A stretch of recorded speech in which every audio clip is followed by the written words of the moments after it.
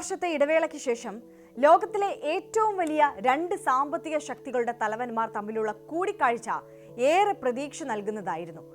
ദീർഘനാളായി നിലനിന്ന US-ചൈന വ്യാപാര തർക്കങ്ങൾ താൽക്കാലികമായി ഡൊണാൾഡ് ട്രംപും ഷീ ജിൻപിങ്ങും പറഞ്ഞു തീർത്തു.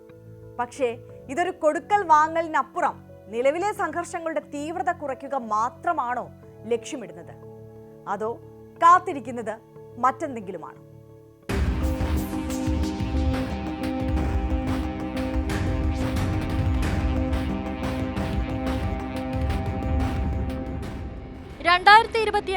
ഒക്ടോബർ 30 ബുസാനിൽ നടന്ന അമേരിക്കൻ പ്രസിഡന്റ് ഡൊണാൾഡ് ട്രംപും ചൈനീസ് പ്രസിഡന്റ് ഷീ ജിൻപിങ്ങും തമ്മിലുള്ള കൂടിക്കാഴ്ചയെ ആഗോളതലത്തിൽ G2 പുനഃസജ്ജീകരണമെന്നാണ് വിശേഷിപ്പിക്കുന്നത്.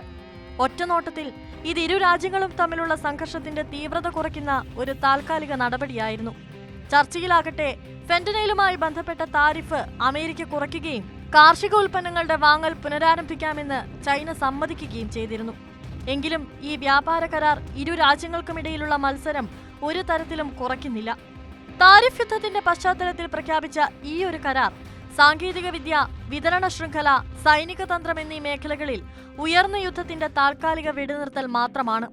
ഈ കരാറിന് പിന്നിലെ തന്ത്രങ്ങൾ ഭാവിയിൽ ഇന്ത്യ അടക്കമുള്ള രാജ്യങ്ങളെ വിപരീതമായി ബാധിച്ചേക്കാം.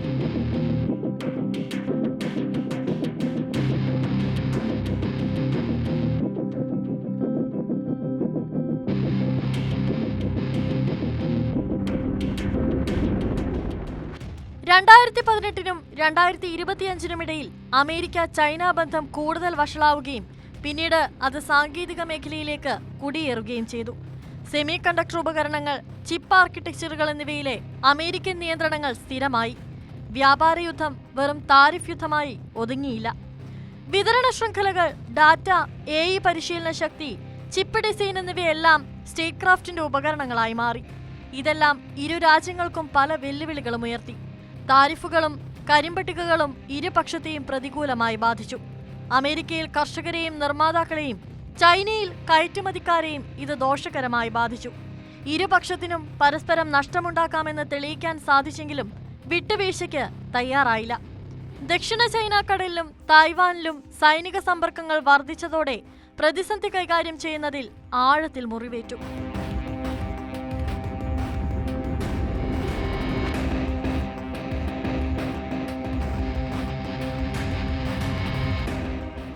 അമേരിക്കൻ സോയാബീൻ വാങ്ങുന്നത് അമേരിക്കൻ കർഷകർക്ക് ആശ്വാസം നൽകുമെങ്കിലും താരിഫ് യുദ്ധത്തിനിടെ ബ്രസീൽ, അർജന്റീന തുടങ്ങിയ ബദൽ വിതരണക്കാരിലേക്ക് ചൈന ശ്രദ്ധ തിരിച്ചത് പ്രതിസന്ധിയാണ്.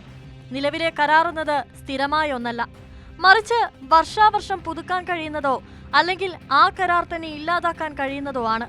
മാത്രമല്ല, അടുത്ത വർഷത്തെ വിലപേശൽ ശക്തി അനുസരിച്ച് കരാർ കർശനമാക്കാനോ ഉപേക്ഷിക്കാനോ ഇരു രാജ്യങ്ങൾക്കും കഴിയും.